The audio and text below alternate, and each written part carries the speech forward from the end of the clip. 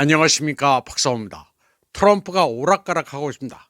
그는 갑자기 대중 관세율 145%는 지나치게 높다면서 그 수치를 상당히 낮추겠다고 말했습니다. 그러면서도 제로 관세가 되지는 않을 것이라고 했습니다. 지가 145%를 매기겠다고 해놓고 지나치게 높다고 하니 황당한 노릇입니다. 그는 과거 관세가 제로였을 때 미국이 완전히 망가졌다고도 했습니다. 트럼프는 백악관에서 열린 폴 애킨스 증권거래위원회 위원장 취임 선서 행사 이후 중국과의 협상 상황을 묻는 질문에 이같이 답했습니다.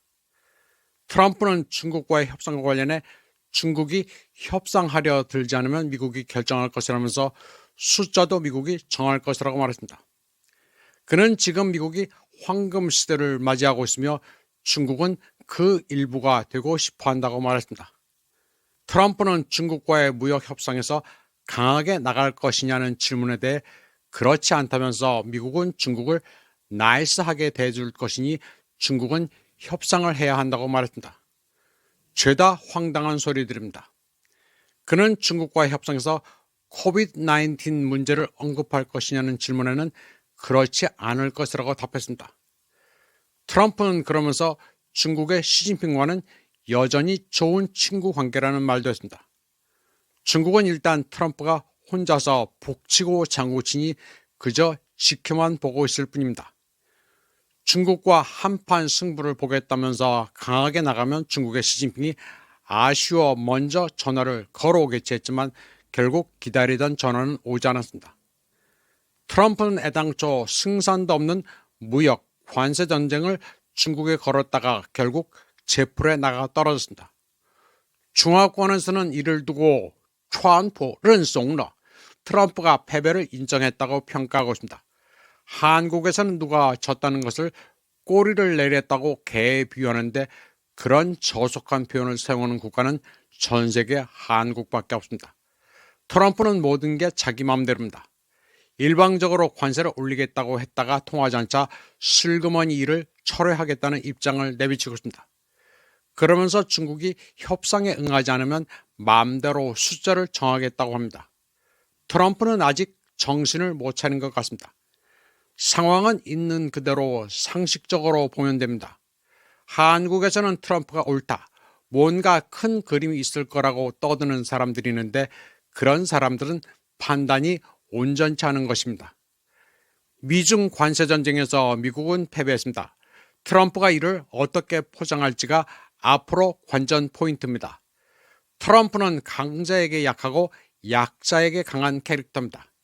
그의 목적은 간단합니다. 어떻게든 미국의 채무를 줄이기 위해 달러를 평가절하하면서 인플레이션을 전 세계에 수출하는 것입니다. 트럼프가 관세 인하 방침을 발표하기 전 스콧 베센트 미 재무장관도 미국은 디커플링을 원하지 않으며 트럼프도 협상에서 강대강으로 가지는 않을 것이라고 말했습니다. 디커플링은 원천적으로 불가능합니다. 트럼프 일기 때만 해도 조금은 가능성이 있었지만 지금은 상황이 그때와는 다릅니다.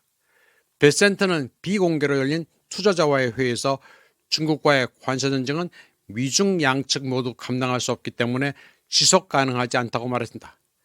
그러면서 세계에서 가장 큰 미중 경제 시스템은 반드시 긴장 완화의 길을 찾아야 한다고 했습니다.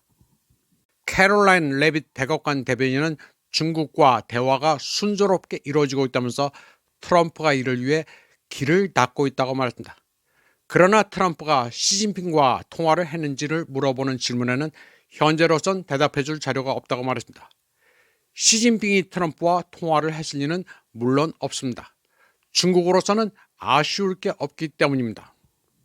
트럼프의 뜬금없는 발언과 관련해 중국 외교부 대변인 고자쿠는 한쪽으로는 중국과 협상하겠다고 해놓고 한쪽으로는 극한의 압력을 가하는 게 미국의 방식이라고 말했습니다. 그러면서 이는 중국과 거래하는 옳은 방식이 아니라고 반발했습니다. 그런데 미국 상무부는 갑자기 동남아시아산 태양광 제품에 대해 최대 3,521% 관세를 부과하기로 했습니다. 이는 동남아에 진출해 태양광 패널을 생산하는 중국을 겨냥한 것입니다. 관세는 말레이시아, 캄보디아, 태국, 베트남이 대상인데 이들 국가는 지난해 총 129억 달러 상당의 태양광 장비를 미국에 수출했습니다. 말레이시아산 징코 솔라 제품은 41.56%의 덤핑 및 상계 관세, 태국산 투리나 솔라는 375.19% 관세, 조사에 협조하지 않은 캄보디아 공급업체는 최대 3,521%의 징벌적 관세를 부과받습니다. 이와 관련해 미국의 태양에너지 산업협회 등 비판론자들은 관세로 인해 미국 공장에서 패널을 조립하는 비용이 증가해 업계에 타격을 줄 것이라고 주장하고 있습니다. 블룸버그에 따르면 12년 전 미국이 중국산 태양광 제품에 관세를 부과하자 이를 회피하기 위해 중국 업체들은 동남아 사업장을 설립했습니다. 징벌 관세 3,521%는 진짜 황당한 것입니다. 사정이 이러니 중국이 미국을 믿을 리 만만합니다. 또 동남아 국가도 미국보다는 중국에 붙게 되어 있습니다. 당장 인도네시아는 중국과 외교 국방부장으로 구성된 2+2 대화를 발족시켰습니다. 무역, 경제, 외교, 안보 분야에서 중국과 인도네시아가 협력하기로 했습니다.